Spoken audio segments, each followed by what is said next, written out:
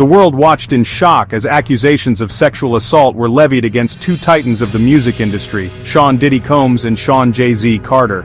The news spread like wildfire, igniting conversations and debates across social media platforms, news outlets, and living rooms worldwide. People were stunned, unable to reconcile the public personas of these influential figures with the dark allegations now surfacing. The gravity of the situation was palpable, and the world braced itself for what was to come. A woman, identified only as Jane Doe, came forward with a chilling account of a night in the year 2000, forever etched in her memory. Her voice, though trembling, carried the weight of years of silence and pain. She described the events of that night in vivid detail, painting a harrowing picture of fear and helplessness. Jane Doe's story was not just a recounting of events, it was a plea for justice and a call for accountability. This wasn't just another celebrity scandal, it was a story of alleged power abuse and the lasting scars of trauma. The media frenzy that followed was relentless, with every detail of Jane Doe's account being scrutinized and debated. The public was divided, with some rallying behind Jane Doe, while others questioned her motives and the timing of her revelations. The discourse highlighted the pervasive issue of power dynamics and the often insurmountable challenges faced by survivors of sexual assault. Jane Doe's allegations sent ripples through the entertainment industry and beyond. The industry, known for its glitz and glamour, was now under a harsh spotlight with its darker underbelly exposed. Conversations about consent, power, and accountability became more urgent and widespread. The impact of Jane Doe's bravery was undeniable as more individuals began to share their own stories, adding to the growing chorus demanding change. She claimed that both Diddy and Jay-Z assaulted her at an MTV VMA after-party. The event, which was supposed to be a celebration of music and talent, was now marred by these grave allegations. The after-party, once a symbol of success and revelry, was now a focal point of a deeply troubling narrative. Jane Doe's account of that night was a stark reminder of the vulnerabilities that can exist even in the most seemingly glamorous settings. The gravity of these accusations, coupled with the high-profile nature of the accused, immediately grabbed headlines and sparked intense public debate. Newsrooms were abuzz with the latest updates, and the story dominated front pages and primetime slots. The public's appetite for information was insatiable, and every new development was met with a mix of anticipation and apprehension. The case had become a cultural touchstone, reflecting broader societal issues and the ongoing struggle for justice. This wasn't simply a case of he said, she said. It was a complex legal battle that delved into the intricacies of memory, evidence, and the legal system's ability to address such serious allegations. Both sides presented their arguments with fervor, each seeking to sway the court of public opinion as much as the legal one. The courtroom became a stage where the themes of power, justice, and truth played out in real time. It was a story entangled with the complexities of memory, the weight of fame, and the often harrowing journey of sexual assault survivors seeking justice. Jane Doe's courage in coming forward was both inspiring and heartbreaking as she navigated the public scrutiny and personal trauma. Her story resonated with many, shedding light on the broader issues of sexual violence and the systemic barriers that survivors face in their quest for justice. The world waited with bated breath as the legal battle began, a battle that promised to be as explosive as the allegations themselves. The outcome of this case would not only impact the lives of those directly involved, but also set a precedent for how such cases are perceived and handled in the future. As the proceedings unfolded, the world watched closely, aware that the implications of this case extended far beyond the courtroom. The alleged assault occurred on a night of celebration, a stark contrast to the darkness that Jane Doe claims unfolded. The night was supposed to be one of joy and revelry, a time when the stars of the music industry came together to celebrate their achievements and enjoy each other's company. But for Jane Doe, it turned into a nightmarish ordeal that would haunt her for years to come. It was September 2000 and the MTV Video Music Awards had just wrapped up. The event was one of the most anticipated of the year, drawing in celebrities from all corners of the entertainment world. The red carpet was a spectacle of glitz and glamour, with flashing cameras capturing every moment. The air was thick with excitement as celebrities and industry insiders flocked to the after-parties. These gatherings were known for their exclusivity and the chance to rub shoulders with the biggest names in the business. It was a night where the lines between the ordinary and the extraordinary blurred. Among them was Jane Doe, a young woman who had no idea of the horrors she claims awaited her. She was just another face in the crowd, excited to be part of the festivities, unaware that her life was about to change forever. According to Jane Doe's lawsuit, she was just 13 years old at the time, a teenager barely on the cusp of adulthood, thrust into a world she was not prepared for. Her youth and innocence made her vulnerable, an easy target for those with malicious intent. She alleges that she was invited to the after-party by a limousine driver. The invitation seemed like a golden ticket, a chance to experience the glamour of the celebrity world up close. But what she thought was an opportunity turned out to be a trap. Once inside, she claims she was offered a drink that left her feeling disoriented and unwell. The drink, she says, was spiked, designed to incapacitate her and make her more vulnerable to the predators lurking in the shadows.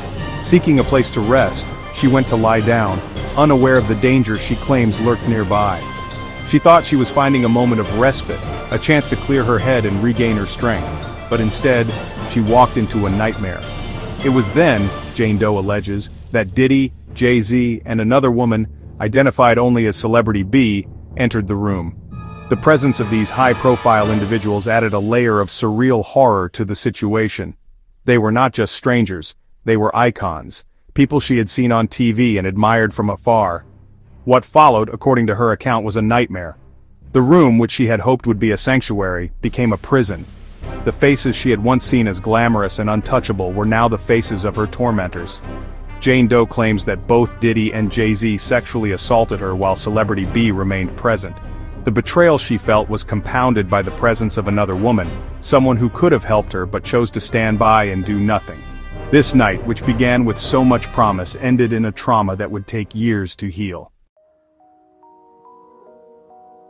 The response from Diddy and Jay-Z was swift and resolute, complete denial. Both vehemently refuted Jane Doe's accusations, their legal teams launching into a full-fledged defense. The court of public opinion became a battleground of conflicting narratives, with both sides fiercely maintaining their innocence. Jay-Z, in a public statement, categorically denied any involvement in the alleged assault. He accused Jane Doe's lawyer, Tony Busby, of attempting to extort money through false accusations.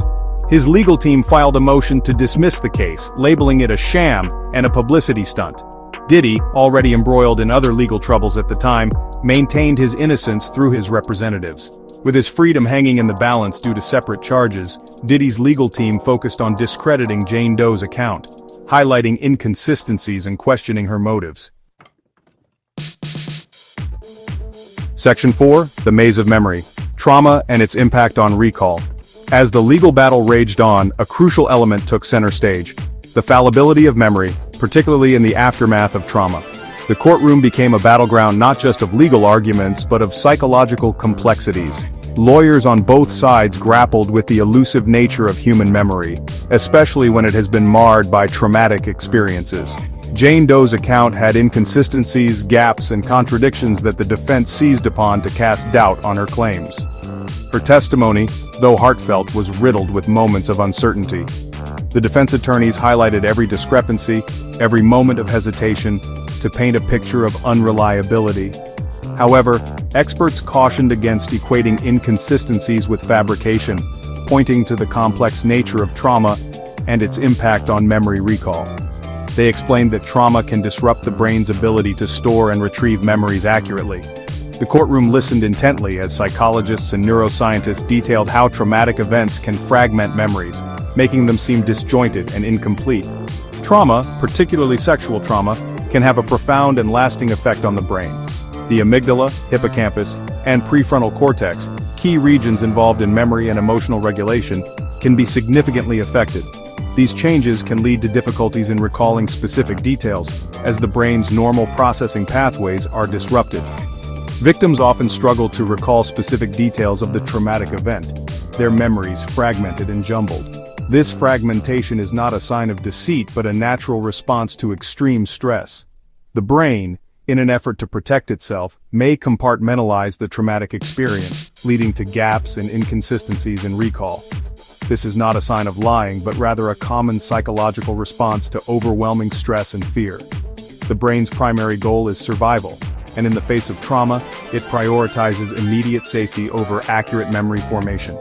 This can result in memories that are fragmented, incomplete, or even altered. Moreover, the passage of time can further complicate matters.